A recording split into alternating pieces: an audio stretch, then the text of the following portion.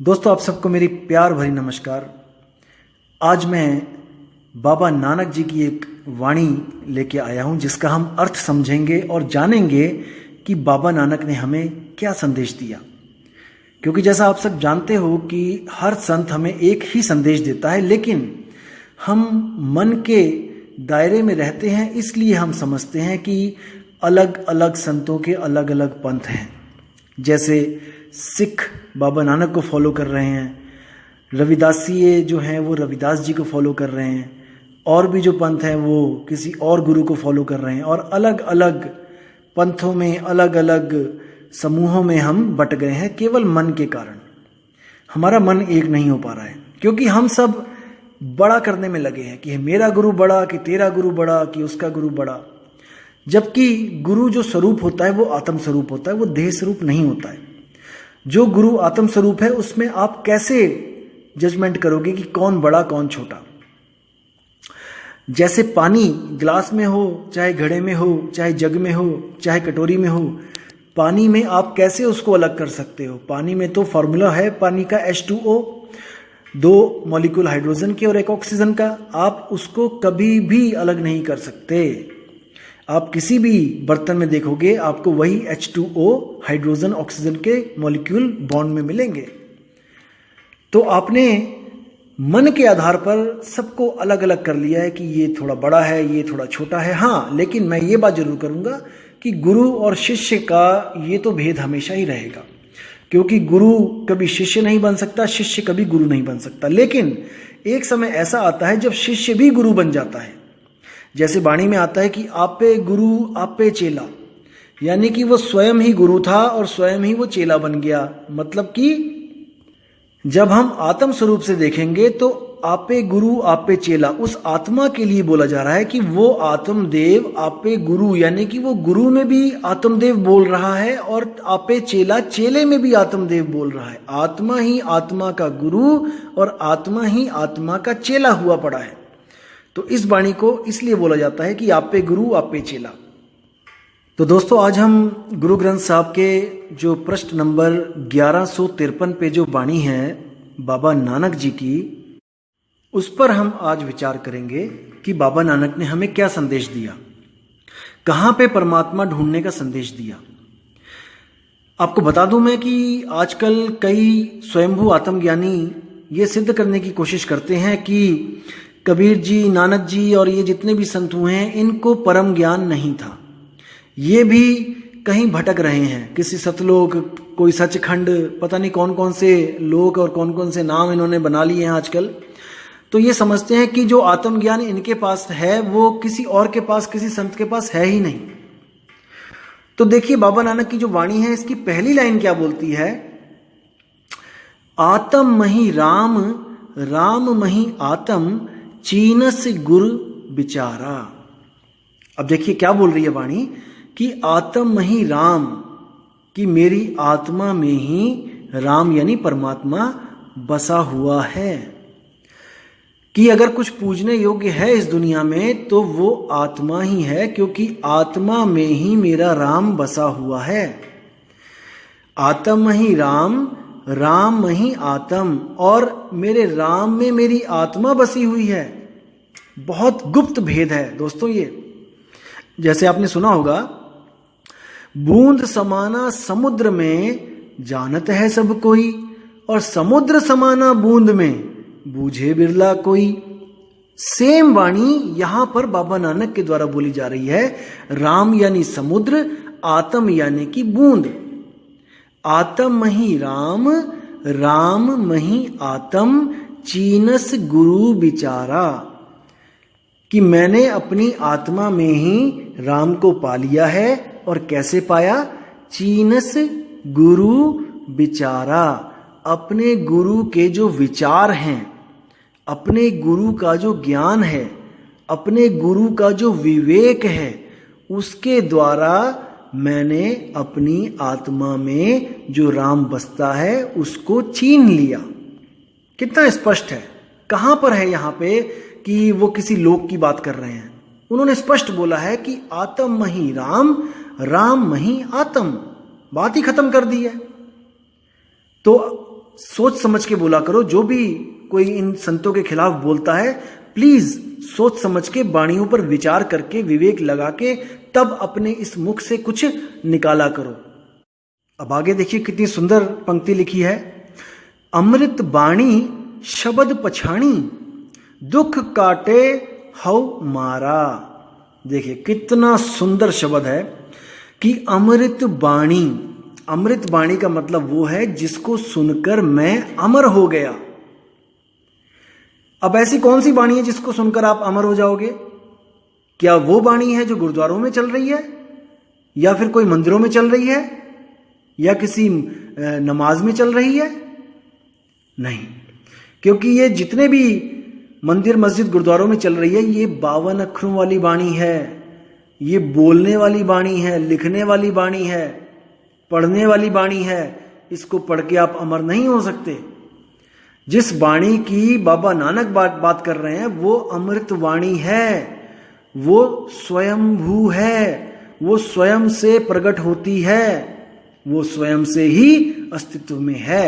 उसको कोई लिख या उसको कोई मिटा नहीं सकता। समझो इस बात को। अमृत बाणी शब्द पछाणी, यानी कि मैंने उस वाणी को अनुभव किया जिसके द्वारा मैं अमर हो गया। कैसे अनुभव किया? शब्द पछाणी, गुरु के शब्द को जब मैंने परखा और उसका मैंने जब सिमरण किया, तब मैंने उस अमृत वाणी को अनुभव किया, जो वाणी जुग जुगांतर से बजती आ रही है। एक पल के लिए भी वो रुकी नहीं है। जो आदि सच है, जुगाद सच है भी सच और नानक होसी भी सच है। उस वाणी को मैंने गुरु के द्वारा जब शब्द दिया गया, जो शब्द लिखने बोलने पढ़ने में नहीं आता, तब मैंने जब उसका सिमरण किया। सिमरण का मतलब ये नहीं कि मैंने उसको जपा। सिमरण का मतलब क्या होता है? सिमरण अक्षर आया है संस्कृत भाषा से, जिसको हम कहते हैं स्मरण। स्मरण ही सिमरण बन के आया पंजाबी भाषा में। स्मरण का मतलब होता है किसी को याद करना, ना कि किसी का नाम जपना। जैसे हम कहते हैं कि अपने अपने गुरु को स्मरण करो। जब हम कहते हैं गुरु को स्मरण करो, तो हम गुरु की मूर्त को ध्याते हैं। ध्याना यानी कि ध्यान करना, सिमरण करना, स्मरण करना, याद करना। लेकिन कई संतों ने सिमरण को क्या बना दिया? मंत्र बना दिया कि किसी मंत्र का सिमरण करना है। सिमरण यानी जपना है उसको। बिल्कुल नहीं। श्वासों की माला पे सिमरू में पी का नाम, यानी कि मैं हर श्वास में उसको याद करूं। लेकिन अनाड़ी संतों ने श्वासों की माला पे जपवा दिया। नहीं, बाबा नानक कहते राम राम करता जग फिरे, राम ना पाया जाए। यानी जितना भी राम राम कर लो, कितना भी राम राम कर लो, वो राम ऐसे नहीं मिलेगा, बिल्कुल नहीं मिलेगा, जब तक आपको कोई आत्मज्ञानी गुरु नहीं मिला। राम राम करके आप भटकोगे ही। आज देख लो दुनिया भटक रही है, कौन कौन से तीर्थ स्थानों पे जाती है जयकारे लगाते हुए, लेकिन उनको ये नहीं पता कि जिसको तुम ढूंढना चाहते हो, जिसको तुम पाना चाहते हो, वो तुम्हारे पास ही है। वो कहीं पहाड़ों पे नहीं है पड़ा हुआ जो तुम वहां पे ढूंढने जाते हो। तो साहिब क्या बोल रहे हैं? जल में मीन प्यासी, मुह देखत आवे हासी, आत्म ज्ञान बिना नर भटके, कभी मथुरा कभी काशी। साहिब कह रहे हैं हंसी आती है जब समुद्र में मछली पानी को ही ढूंढने के लिए इधर से उधर भटकती है। 24 घंटे पानी में रहती है, लेकिन फिर भी एक घूंट पानी नहीं पी सकती, क्योंकि जितनी बार भी वो पानी पीने के लिए अपना मुंह खोलती है, तो उसके गलफड़े जो गिल्स होते हैं उसमें से पानी बाहर निकल आता है।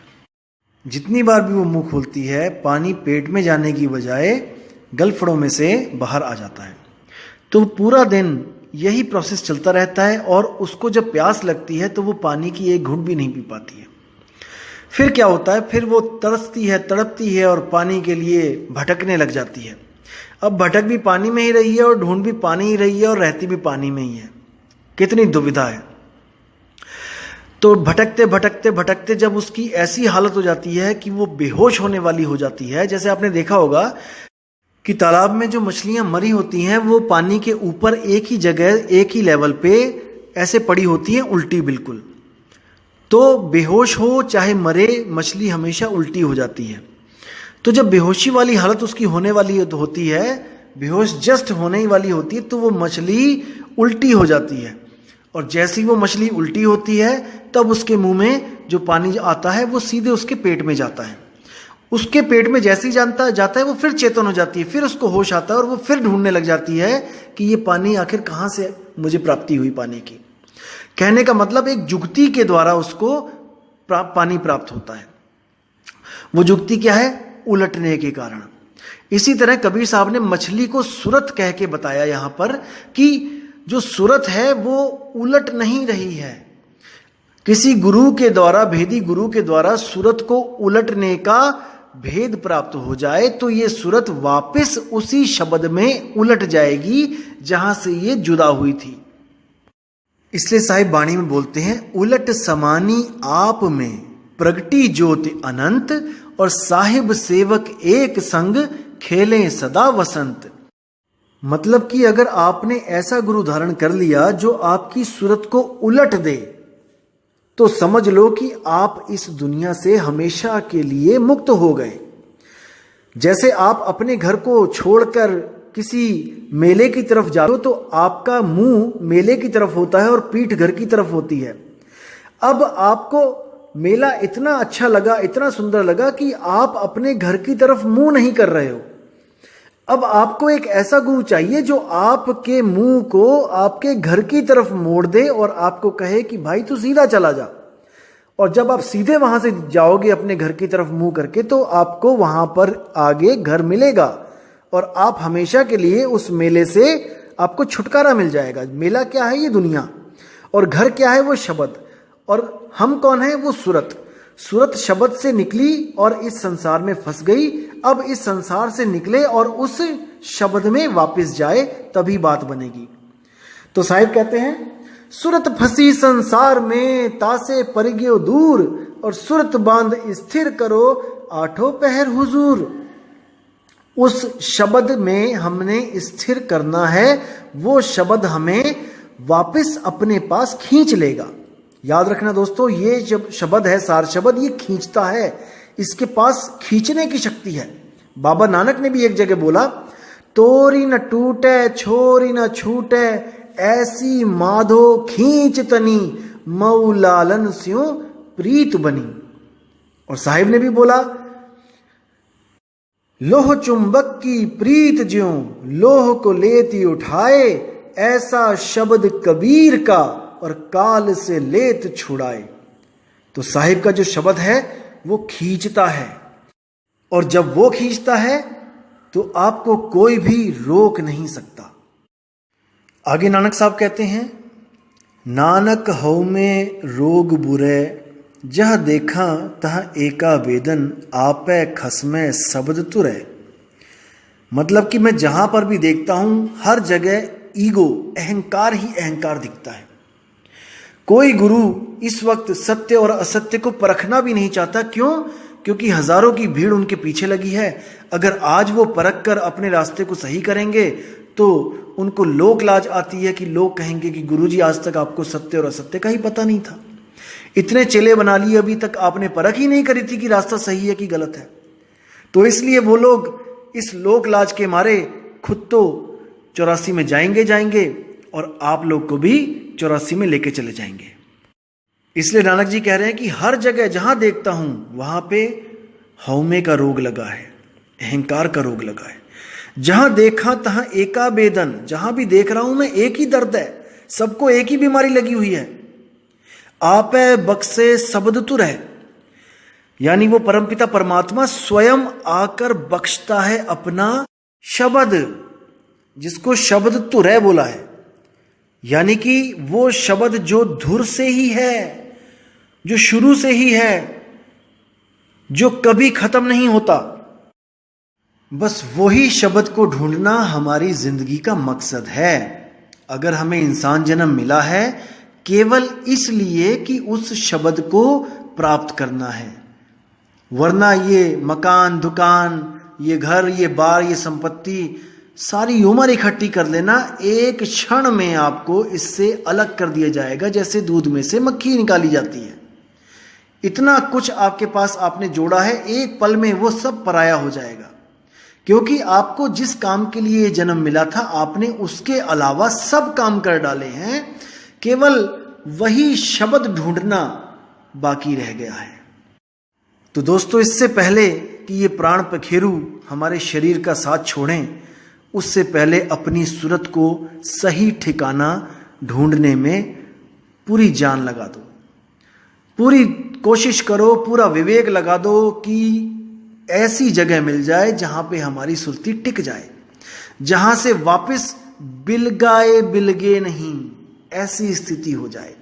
तब समझ जाना दोस्तों कि आपको मुक्त होने से कोई रोक नहीं सकता। आपको जीते जी मुक्ति मिल जाएगी। मर के मुक्ति की बातें ये सब झूठी हैं। आपको जीते जी अनुभव होगा कि आपकी सुरती सच में मुक्त हो चुकी है। अब केवल आपको शरीर त्यागने का इंतजार है। मुक्ति आपके पास है, अब केवल इंतजार है शरीर त्यागने का। तो साहिब कहते हैं, जिस मरने से जग डरे मेरे मन आनंद, मरकर ही तो पाइए पूर्ण परमानंद। यानी कि आप जीते जी उस मुक्ति को पा जाओगे, लेकिन आप फिर भी इस शरीर में कार्य करने के लिए उस सुरती को वापस भेजोगे, क्योंकि दुनियादारी के काम करने हैं तो बिना सुरती के तो होंगे नहीं। लेकिन जैसे ही ये शरीर छूटेगा, आप पूर्ण मोक्ष को प्राप्त हो जाओगे। अब सुरती को कहीं आना और जाना नहीं पड़ेगा। तो उम्मीद करता हूं दोस्तों, इस वाणी से आपको बहुत लाभ मिला होगा, आपको एक दिशा मिली होगी, एक मार्गदर्शन हुआ होगा आपका कि आखिर हमने करना क्या है, हमने कहां पर परमात्मा को ढूंढना है। तो फिर बोल रहा हूं मैं, आत्म माही राम, राम मही आत्म। इसके अलावा आपको कहीं भी ढूंढने की कोई जरूरत नहीं। संतों पे भरोसा रखो कि संत आपकी भलाई के लिए ही वाणियां लिख के गए हैं। तो दोस्तों, विराम लगाऊंगा और उम्मीद करूंगा कि आपको ये ऑडियो पसंद भी आया होगा और आप अपने चाहने वालों को ये ऑडियो शेयर भी कर सकते हैं, ताकि किसी का कल्याण हो सके, कोई खोजी आत्मा को सही रास्ता मिल सके। तो अब आप लोग से विदा चाहूंगा दोस्तों। आपका दिन बहुत बहुत मंगलमय हो और आप अपने सारे कार्यों को सफल करें। जय गुरु वैराग साहिब, जय गुरु मदन साहिब, जय जय सतगुरु सत्य कबीर साहिब की जय हो। साहिब बंदगी।